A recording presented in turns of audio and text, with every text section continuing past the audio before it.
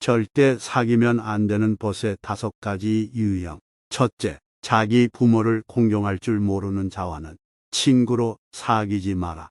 그는 인간의 첫걸음을 벗어났기 때문이다. 둘째, 적이 한 사람도 없는 사람을 친구로 삼지 마라. 그는 중심이 없고 믿을 만한 가치가 없는 사람이다.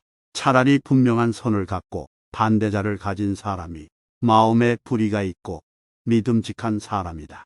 셋째, 형식만 차리는 사람. 넷째, 대면할 때만 좋아하는 사람. 다섯째, 말재주만 있는 사람을 벗으로 삼으면 해롭다. 유익한 벗은 3가지가 있다.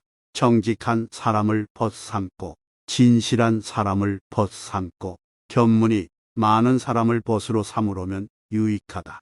어떤 벗이 참된 벗인지 아닌지를 알아보려면 진지한 원조와 막대한 희생을 해야 하는 경우가 제일 좋지만, 그 다음으로 좋은 기회는 방금 닥친 불행을 벗에게 알리는 순간이다. 뿌리부터 튼튼히 다져야 할 필요가 있다. 근원이 깨끗하고 맑으면 그 흐름도 깨끗하고 맑다. 근원이 흐리고 탁하면 그 흐름도 흐리고 탁하다. 모든 것은 근본을 바르게 해야 하는 것이다. 위가 바르면 아래는 저절로 바르게 되는 것이다. 근본이 상하게 되면 거기에 따라서 가지도 죽게 된다. 먼저 근본을 튼튼히 해야 한다. 문제는 본질이다. 본질적인 것이 변화되지 않는 한 나머지 잡다한 것들은 달라지더라도 단지 외양만 바꾼 것일 뿐이다. 뿌리 깊은 나무는 바람에 움직이지 않는다. 기둥이 약하면 집이 흔들리듯 의지가 약하면 생활도 흔들린다. 스스로에게 질문을 던져볼 필요가 있다. 3가지 질문. 첫째는 가장 중요한 사람은 누구인가? 둘째는 가장 중요한 일이 무엇인가? 셋째는 가장 소중한 시간은 언제인가? 단 하나의 질문이 당신의 인생을 바꿔놓을 수 있다. 우리의 삶의 모든 측면에서 내가 가치 있는 사람인가? 내가 무슨 가치가 있나? 라는 질문을 끊임없이 던진다. 하지만 우리는 날 때부터 가치가 있는 것이다. 나는 누구인가? 스스로 물으라. 자신의 속 얼굴이 드러나 보일 때까지 묻고 또 물어야 한다. 건성으로 묻지 말고 목소리 속의 목소리로 귓속에 귀에 대고 간절하게 물어야 한다. 해답은 그 물음 속에 있기 때문이다. 유연성과 유연한 태도의 실효성이 필요하다. 몸가짐은 너무 결백하게 할 일이 아니니 모든 욕됨과 때묻음을 용납할 수 있어야 하고, 남과 사귀면은 너무 분명하지 말아야 한다. 모든 선악과 현우를 받아들일 수 있어야 한다. 우리는 언제나 세상을 바라보는 안목을 바꿀 준비가 되어 있어야 하며, 편견을 버릴 준비가 되어 있어야 하며, 마음을 열고 살아갈 준비가 되어 있어야만 한다. 바람의 변화를 전혀 고려하지 않고 똑같이 항해하는 선장은 결코 항구에 들어가지 못하는 법이다. 사물의 상황이 달라지면 거기에 대처하는 준비도 바꾸지 않으면 안 된다. 지나간 최상의 방법이 지금에 와서까지 최상의 방법이라 할 수가 없게 되는 것이다. 정해진 해결법 같은 것은 없다.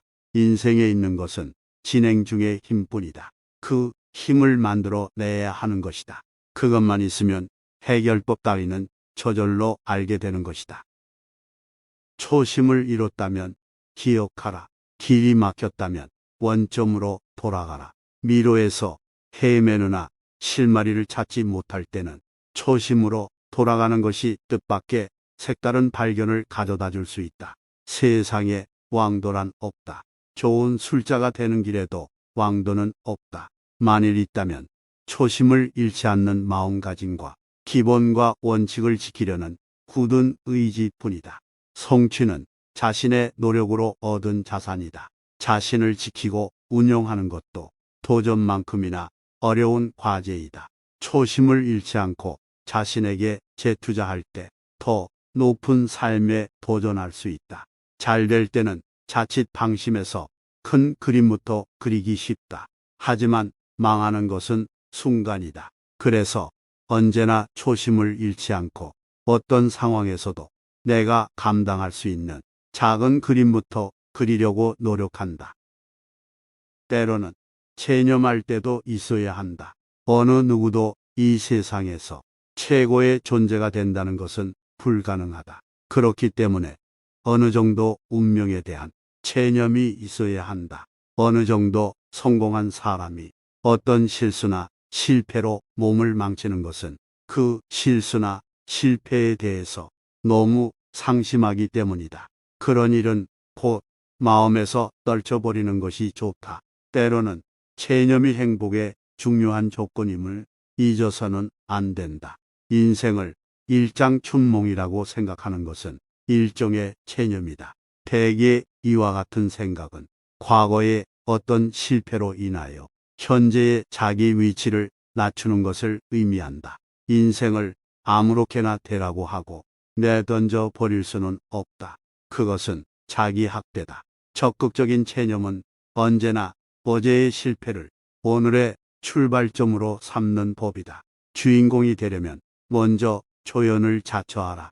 적을 만들기 원한다면 내가 그들보다 잘났다는 것을 주장하면 된다.